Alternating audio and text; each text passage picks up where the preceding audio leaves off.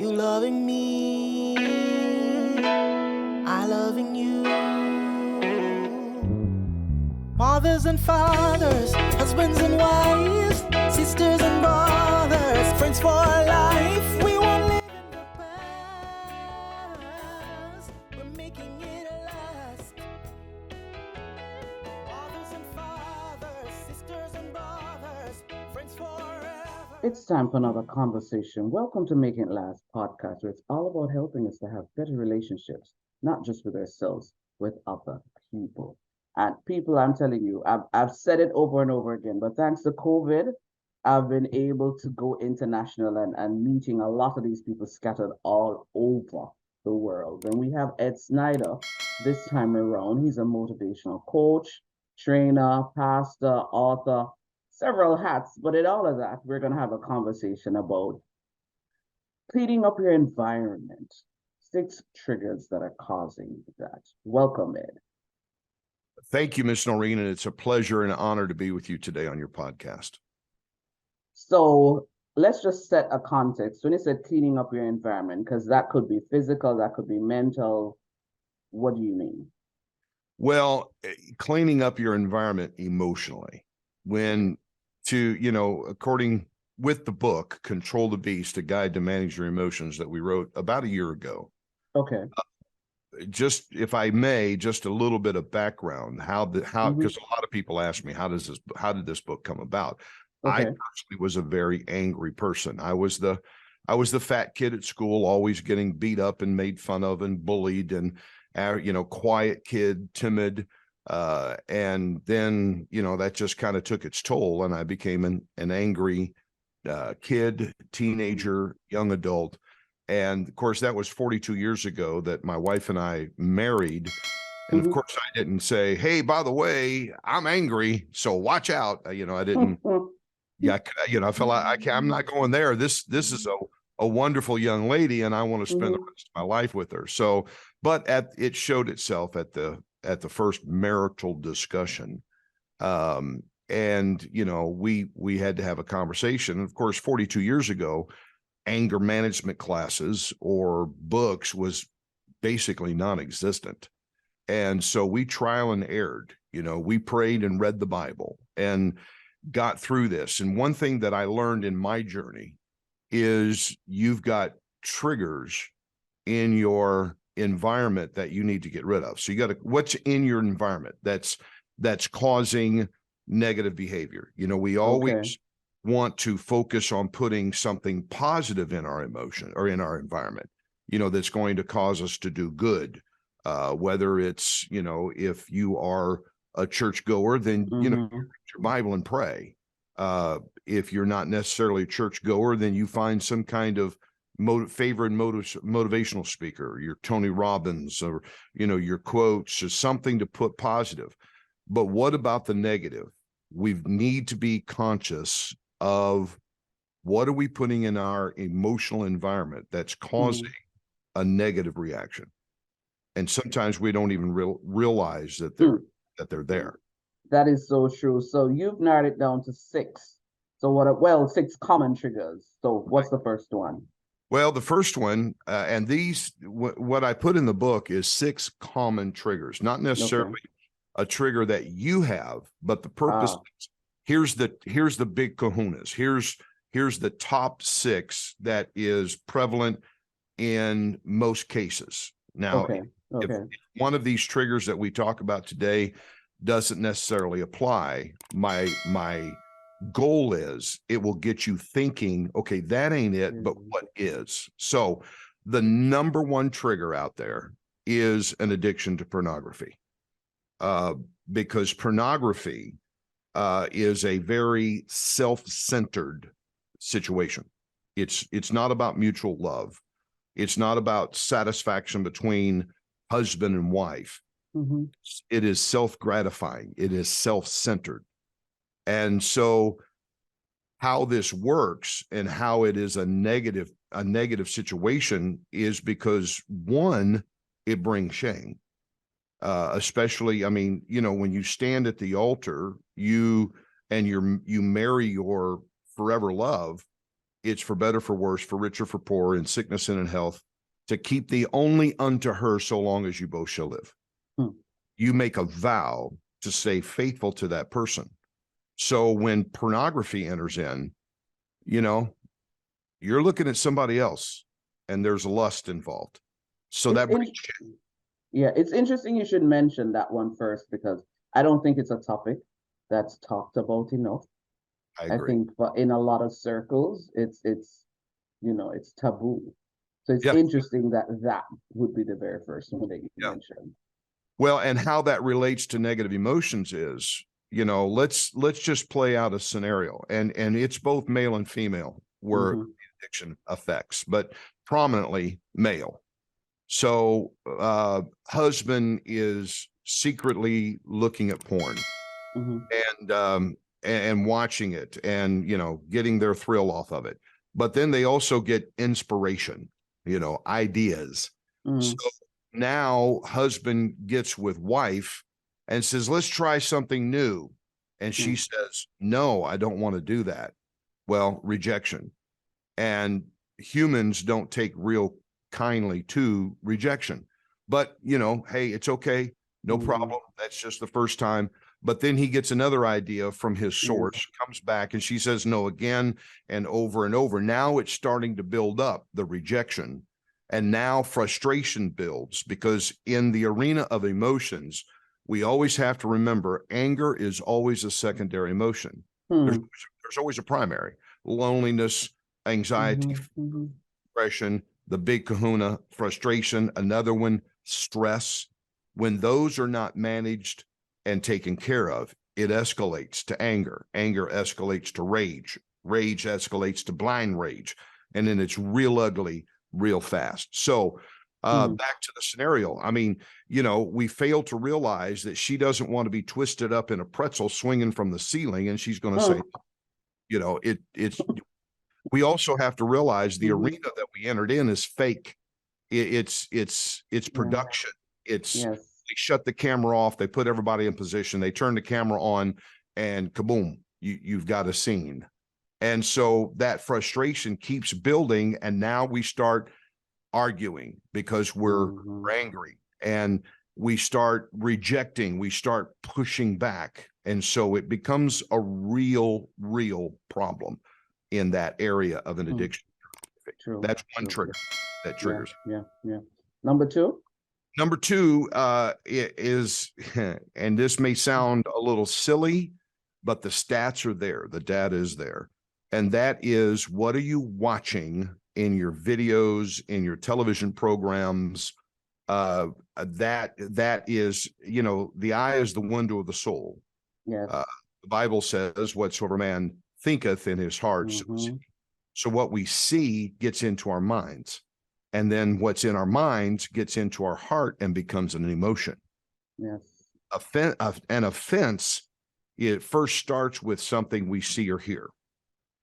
Perception is everything. What we perceive becomes law in our own mind.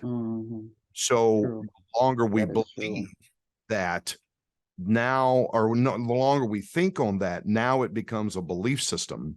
It is now in our heart, and here we go. It starts flying out of our mouth.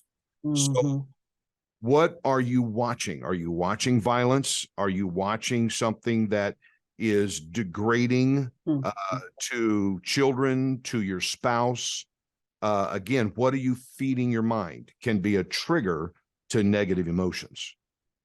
True, because I find that even my own TV watching or movie watching, there comes a time, and after a while I'm like, okay, enough violence, because I have a tendency of watching all of these shows showing what life is like in prison, and you wonder if all this is also fake. But I don't know. I just had this fascination, and I find that sometimes, and even I found that over a while I had to stop watching Criminal Minds. Yeah. Oh, yeah. I'm like, okay, this show, if I'm not careful, it's gonna mess with my mind.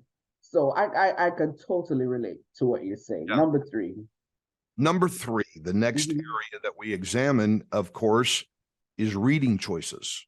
As much as we're seeing through television, videos, whatever, what are we reading? I'm a reader.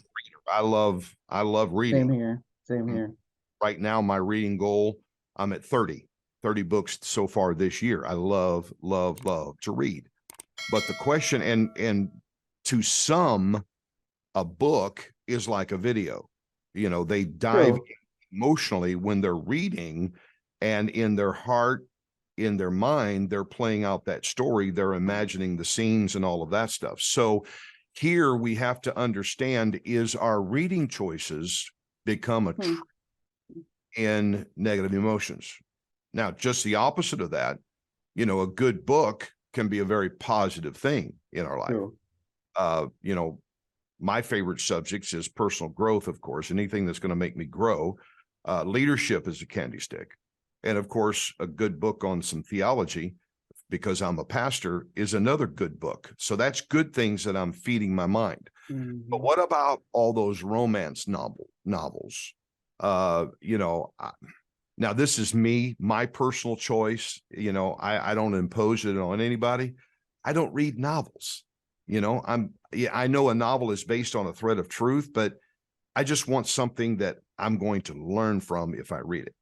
So again, number 3 is we need to examine the reading choices. What kind of books are we reading? Is it dark? Is it degrading? Is it promoting violence? Is it some kind of mystical magic thing that puts us in a fantasy world? What are you feeding your mind? Because again, folks, we have to really understand what we feed ourselves is what we eventually become. Ed Snyder here on Making It Last podcast. Let's get a word from our partners and we'll be right back. You loving me, I loving you.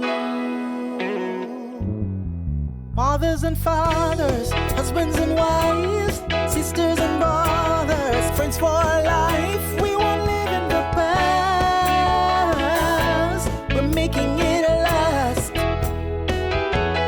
Mothers and fathers, sisters and brothers, friends forever. You can't live your best life without a healthy immune system.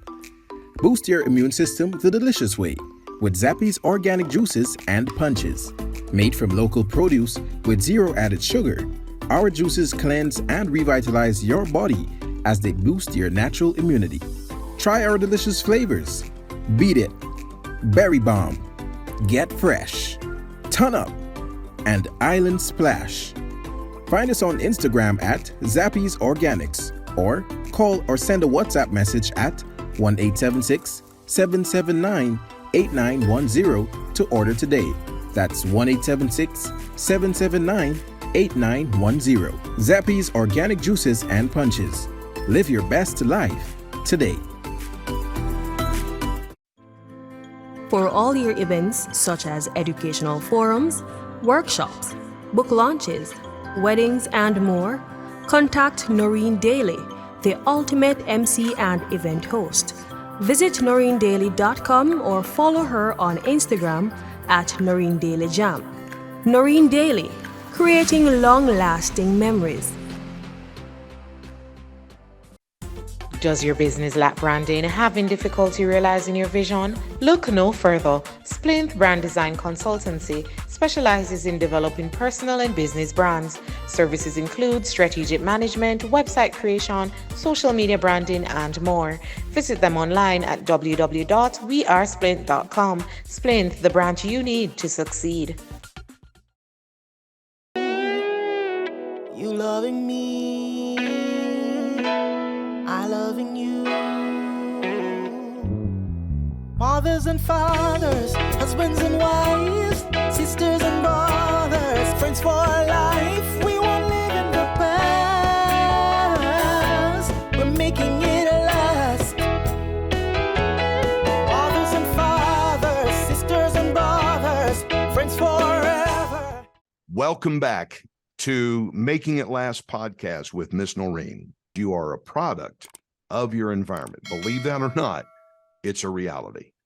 The person that, Miss Noreen, you and I are here today, the person that we've become was molded a year ago, 2 years ago, 5 years ago. It was the environment that we were in then that's produced who we are now.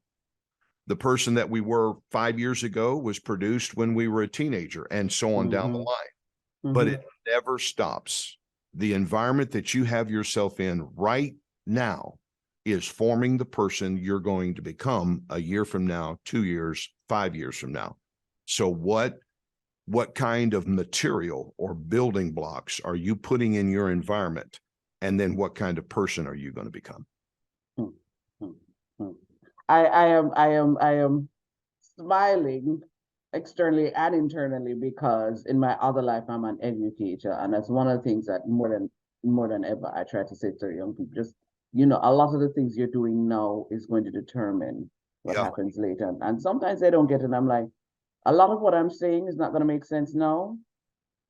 5-10 years down the line, they'll be like, oh, that's what she meant. But that is so true, because when I think back in terms of even why it is that I'm doing this now, and a lot of how I am now, and I think, I became comfortable hearing the sound of my voice because of my father. Because I remember growing up in worship, I'd always read something, and he'd always encourage it. I'm like, look at me now, comfortable hearing my voice. It's coming from that. So yes, school had a lot to do with it over time, but a lot of it, came from my home environment. We're at what, number 4 now? Number 4. And again, your audience is probably going to laugh at this one, because I know when I did the research years ago, I laughed. Number 4 is the area of professional wrestling. Watching that, a fan of professional wrestling. To me, it is so fake and phony. I'm like, it's a waste of time.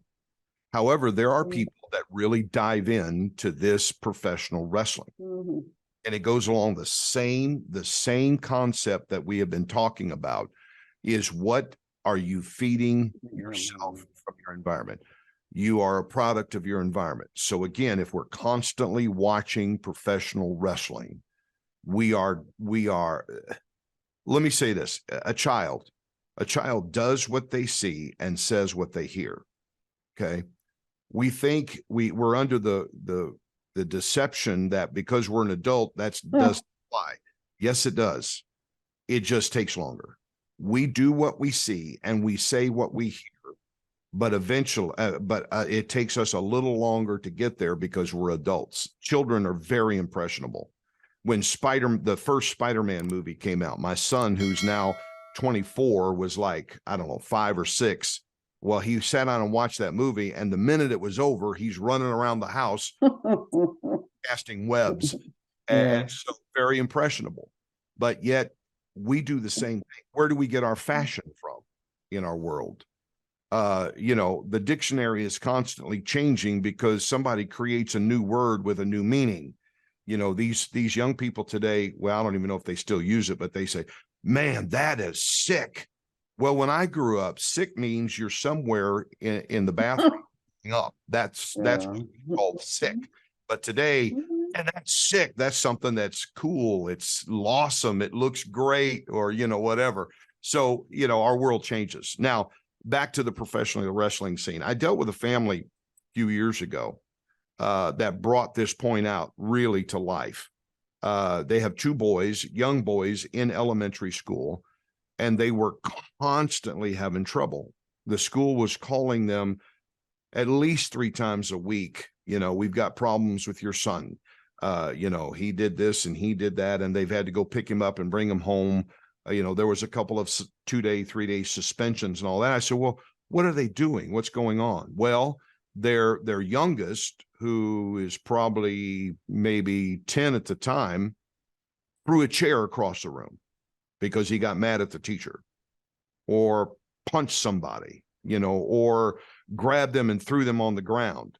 Well, when we drilled down, I'm like, so what are they watching? Where are they getting this?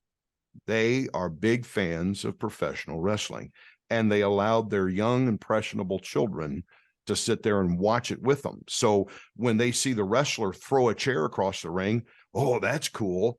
That got attention. So this kid threw a chair across the classroom. And in fact, he even hit a kid with the chair. So what are you feeding your mind? What is impressioning you or being impressive to you? Mm-hmm. Mm-hmm. Number 5. Number 5 is the next area that we observe is language in the home. You know, the home should be established as a very sacred place. It's our oasis. You know, we're out in this world grinding every day, hearing of all the different ideologies and all of that stuff. But when we walk in the front door of our home, that should be a place of peace. Yes. That oasis where we can shut off all the pressures of the world and relax. But what have you made that sacred place into? What has that haven from the world transformed into? So that sanctuary now has become a place of sarcasm, criticism, screaming, shouting, cussing, all of that. And of course, if you're a parent and you're raising children, even more so, you've got to be careful. What kind of environment are you allowing your kids to walk through that door and into?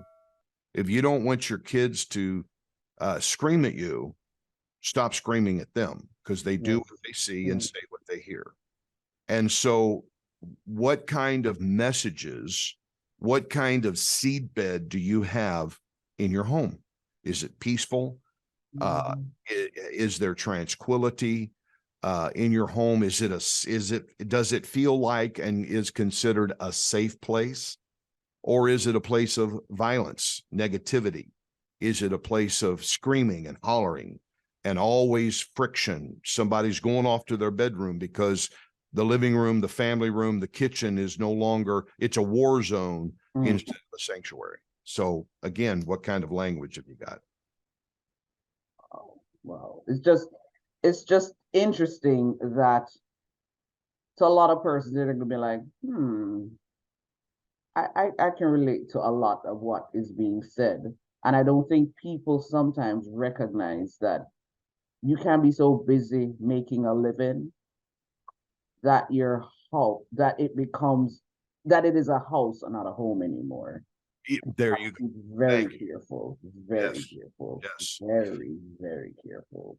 Yeah, you do. And one thing that I always teach when I'm doing masterminds and all of this in this subject is, you know, if there's a grievance, it has to be resolved. You got to bring some kind of solution to the situation.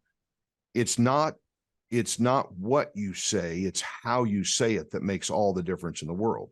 Oh, If definitely. you're dealing with a negative situation, you got to deal with it. You got to resolve that. However, what is the presentation that what is the delivery vehicle that you're bringing the grievance? Again, it's not what you're saying, it's how you're saying it that will make all the difference in the world. Yeah. And I believe we're at the final one. Number 6, the final area that we need to examine in our environment is music. Music, very, very powerful medium among us. Again, when I'm in a mastermind class and doing this, I asked the participants, I said, what do you do when you go to church? And of course, several say worship. I said, okay, but what else is going on while you're at church? And we finally get to the point of, well, we hear the preacher talk or give a sermon. I said, okay, great. And, you know, if you go every Sunday, what begins to happen listening to that person give a message? You know, and there's all kinds of ideas, but the bottom line is you build your faith. Yes. Your belief system becomes stronger in God, in prayer, whatever the subject is. Okay. That's once a week. And you are experiencing what psychologists call behavior modification. So then I switch it to, what is a song?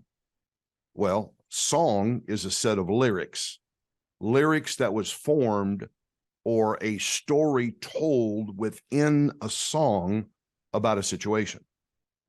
Country and Western, I'm crying tears in my beer over you. My wife left me and stole my truck. I mean, it's always like sad stuff. Yeah. And I'm not criticizing styles of music because there is good in everything.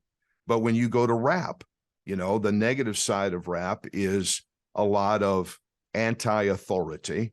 Women are sex objects, different things. What kind of message are you listening to? However, they have Christian rap, you know, that propagate the gospel. So there's both sides of that coin. What kind of music? Because here's the difference between going to church on once a week on Sunday and hearing one sermon a week that increases your faith. With music, you've got it every day. You've got it all. We got earbuds in our ears, and you know, we got it playing through the earbuds on our phone. We hear it in shopping malls. We hear it in the grocery store. Music is everywhere. So again, like a book, like a video, what are you feeding your mind with this powerful medium called music that's giving you somebody's story of a situation? As you're wrapping up, of all of them, though, if you had to pick, say, the number, well, you started with that one as the number one, but with all that you've said, what do you think is maybe the one that you think people really, really should pay the most attention to? So out of the six, the number one that we need to look at, well, that's a tough one. You know, pornography is prevalent, very prevalent, but it's also very secret. Okay. Music. Music. Okay. I would say music would have to take number one place, and a very, very close second would be pornography. Okay. Thank you so much for sharing, Ed. It was a pleasure. Oh, my pleasure. This was Making It Last podcast, where it's all about helping us to have better relationships, not just with ourselves, but with other people. I'm Noreen Daly. Until next week. Making it last is all I care to do. You loving me, I loving you. Mothers and fathers, husbands and wives.